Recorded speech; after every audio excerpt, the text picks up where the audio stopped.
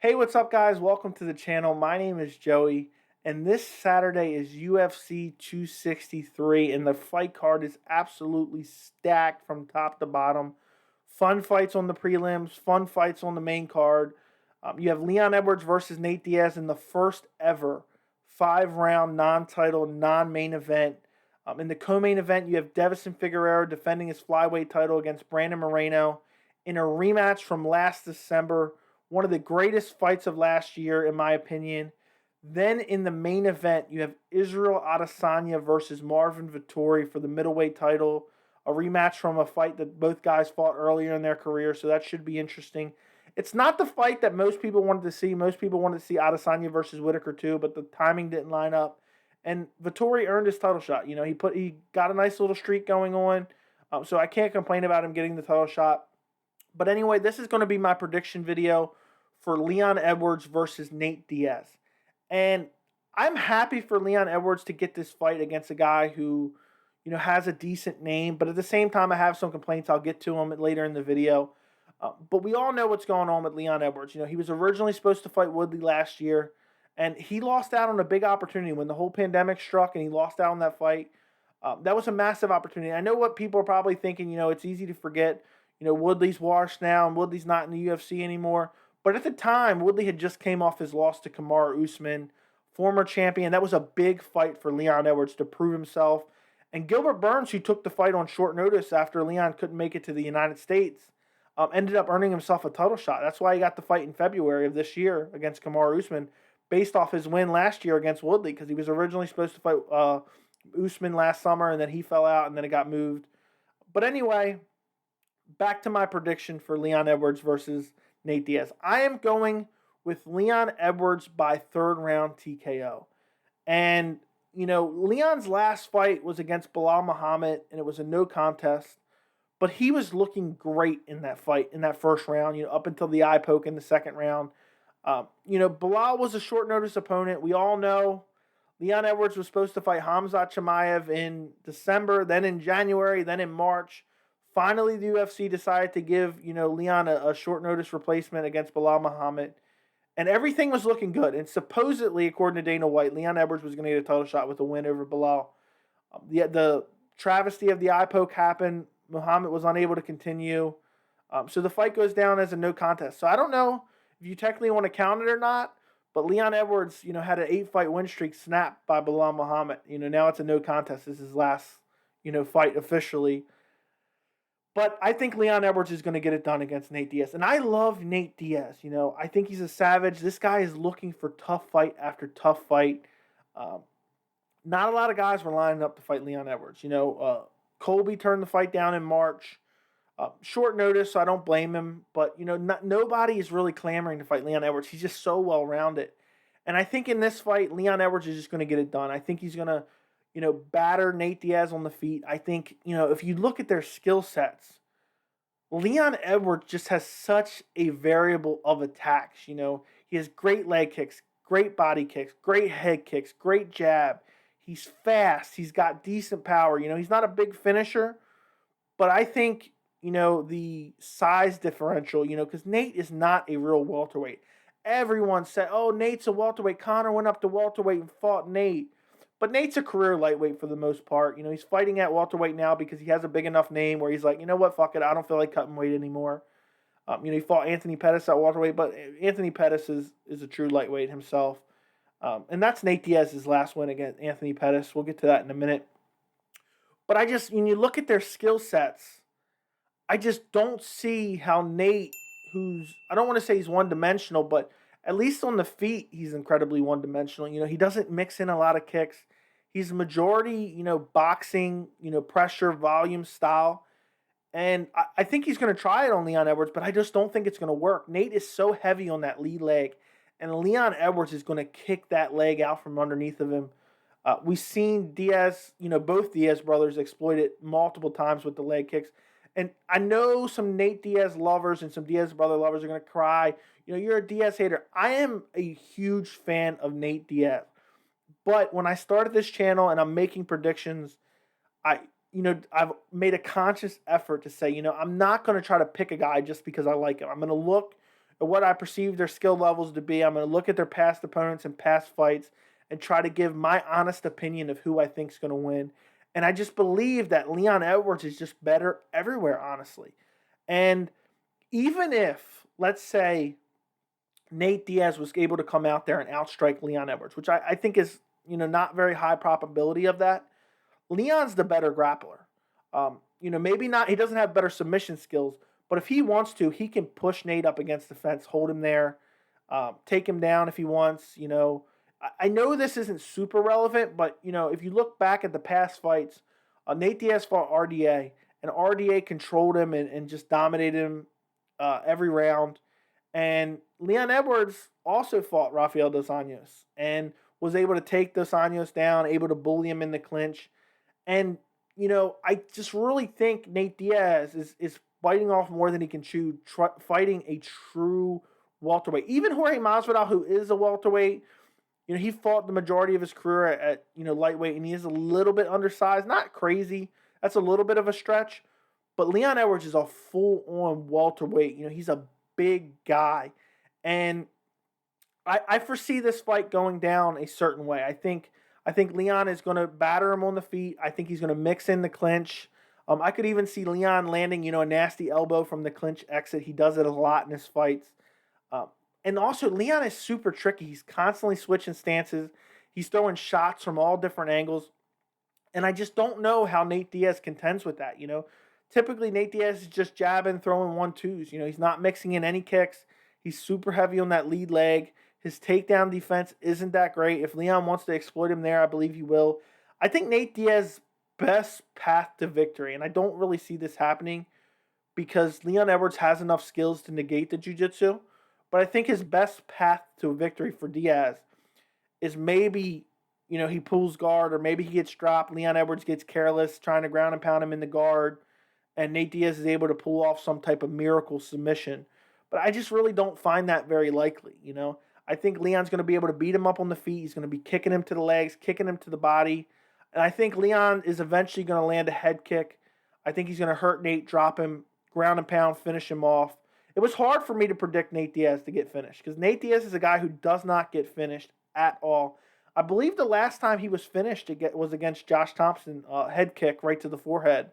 And I see this fight going down a lot like that. I think because Leon's really going to be kicking those legs, kicking to the body, constantly switching stances. And I think eventually Nate's hands may drop because of the body kicks because Leon has some hard, heavy kicks. And, eventually Leon's going to go high and land a head kick and put him down. But the one factor that maybe I'm not accounting for is Leon was deathly ill in December. I mentioned, how the Hamzat fight fell out. Apparently Leon lost over 20 pounds, something like that. I wonder how his lungs have recovered since him being that sick. So we know, Nate Diaz, classic Nate Diaz's performances have been, let a guy beat him up for 1 or 2 rounds, get tired, and then Nate Diaz really turns it on with his pressure forward style, his volume style. But I just don't see him doing that against Leon Edwards unless Leon is compromised. And in his last fight, we didn't really get to tell because it only went 1 round and maybe a minute into the second round because of the eye poke. So, but before that, Leon has shown to have great cardio. His last loss was against Kamaru Usman.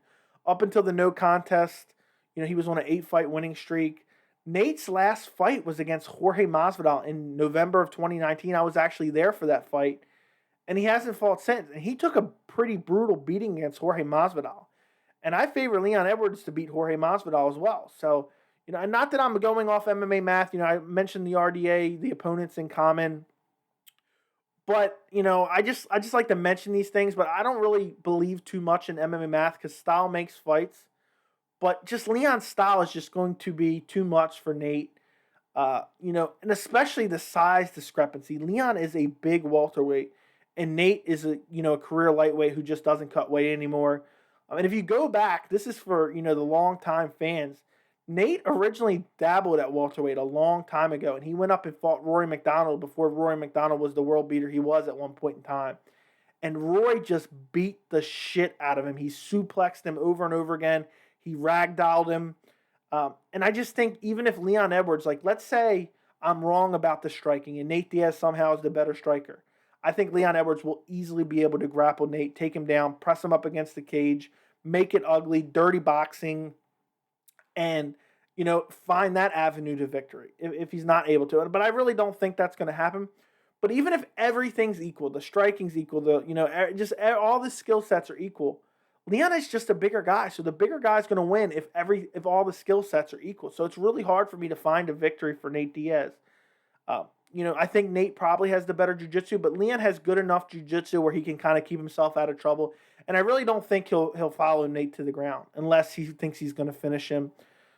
The one thing that kind of sucks about this fight is Leon Edwards is a guy that I've been wanting to see fight for a title for a while, but he doesn't have those key names on his resume. His resume is just trash. His best win is against RDA, and I'm a guy who calls out resumes all the time, And I've been, if you've been a subscriber of mine for a while and watched other videos, I've complained about the welterweight division and nobody at welterweight, fighting each other, talking about specifically like the top 5 to 7 guys.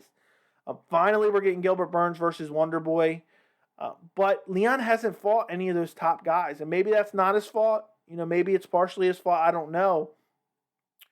But for a guy who's always crying about sports ethics and merit when it comes to title shots, it's hard for me to say if you don't think Leon Edwards deserved a title shot before this Nate Diaz fight, I don't see how you can say, a Nate Diaz victory is going to earn him a title shot, And it's hard for me to say that, but Nate Diaz is not a true welterweight, hasn't won a fight since 2019. His last win was against Anthony Pettis. And what does a win for Leon Edwards really do for him over this? I am happy for him because Nate Diaz is a big name. Everyone's always complaining Leon Edwards doesn't promote himself enough, and nobody cares about Leon Edwards but the hardcores. But with a win over Nate Diaz, people are going to take notice, especially if he gets an impressive victory like I think he will.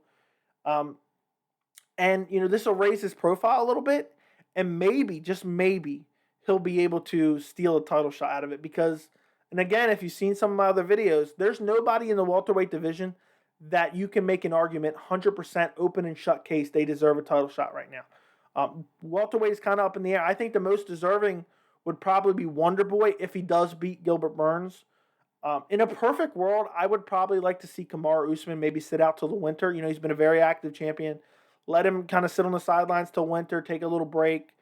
If Leon is able to beat Nate Diaz, match up Leon with Colby in the summertime, winner of that fights Usman in the winter. I think that would be a great scenario to play out in the welterweight division. But who knows? Maybe Nate Diaz will surprise us. And the one great thing that Nate has going for him in this fight is the fact that it's the first ever 5-round non-title, non-main event. Because the classic performances from Nate is to come on strong in the later rounds. He's a stamina machine. And maybe that's something that can happen in this fight. I highly doubt it, but maybe it is. If I'm Nate Diaz's manager or whoever, helps him decide what fight he's taking, I would be campaigning for a 5-round fight every single fight. Because Nate, he's shown time and time again he can really turn it on in those later rounds. When a guy's starting to fade, he trots forward, throwing combinations, nasty volume. We've seen it with both Nate and Nick in the past. So that's one kind of advantage. I know Nate does have a 2-inch reach advantage in this fight, but I just don't think that's going to be enough for him. Leon's going to be pressing forward, jabbing his face off, kicking his legs, and mixing it up. I think Leon is a great, he's one of my favorite fighters to watch because he mixes it up so well. He goes to the legs, he goes to the body, and also he mixes in grappling when you least expect it. I could see him taking Nate down only to jump right back up just to mix it up. But I think he's going to use the clinch a lot because I think that's a safer bet for him. Push Nate up against the cage, wear against him. And I talk about Nate's cardio, but we've seen guys who are cardio machines.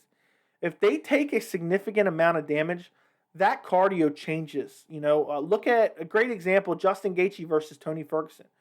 Tony Ferguson was looking a little, tired in that 4th and 5th round, more tired than we've ever seen him before. And Tony probably has the best cardio in the UFC. It's because he took all that significant damage. And I think Nate's going to take a lot of damage in this fight. I would not be shocked, even though I'm going 3rd round TKO, I would not be shocked if we end up seeing a doctor stoppage. Because Leon is so accurate. He has great strikes.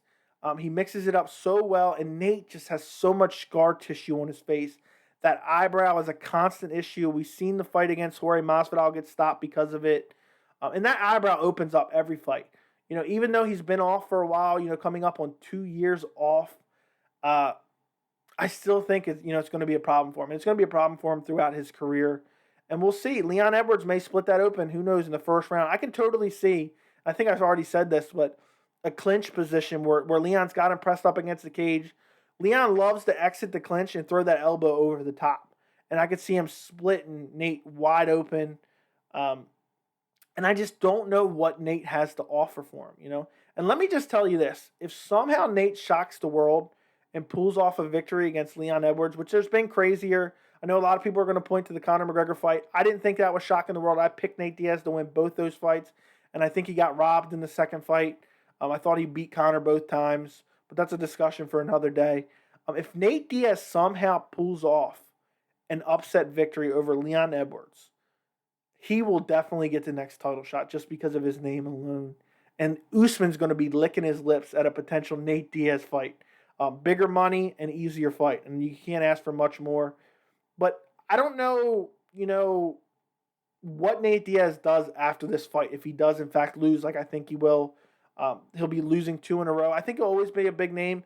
I suspect that if Nate loses and then Conor loses against Poirier again next month, I think they'll match those two up for a trilogy, and that can still be a main event of a pay-per-view. I wouldn't be super happy about it, but at the same time, I know they're going to. There's no way they're going to do Conor McGregor versus Nate Diaz 3 and not make it a pay-per-view. But let me know what you guys think in the comments. Is there anybody that thinks Nate Diaz is going to win? I'm curious. Comment it now because I'm not going to believe you after the fight. So you must comment it now. Otherwise, nobody is going to believe you. I have not seen anybody picking Nate Diaz. And that's what also makes me feel weird. Whenever I get into a fight and I see, I'm looking at, the different, past fights, and I'm looking at different stats and reach and all that different stuff. When I see, a guy who's so heavily counted out, it's hard not to, okay, maybe this is a trap fight. Because if we're hearing this, Leon Edwards is hearing this too. And maybe he's not taking it seriously, and maybe he can get caught off guard and lose the fight. I mean, how many people thought Michael Bisping was going to beat Luke Rockhold for the middleweight belt? I picked Bisping in that fight. I didn't have a YouTube channel then, but I picked Bisping. But not a lot of people did. And I just thought Luke Rockhold was the better fighter, but he was overconfident. He thought he was going to dominate because he had fought him, maybe a year before. And I thought he was taking it for granted. And sure enough, I was right. So maybe that's something that can happen to Leon Edwards. I don't know, but we will find out Saturday. Make sure you guys keep an eye out for my future prediction videos for all the other fights on the card. So make sure you subscribe and turn on notifications. You ain't going to want to miss those prediction videos. And I think that pretty much does it for this video. I mean, I think I've covered all the bases. Leon Edwards, 3rd round TKO. He's going to land a head kick, drop him, ground and pound him, and finish him off with a TKO. Make sure to like the video if you guys enjoyed it. Thank you so much for watching, and I'll see you in the next video.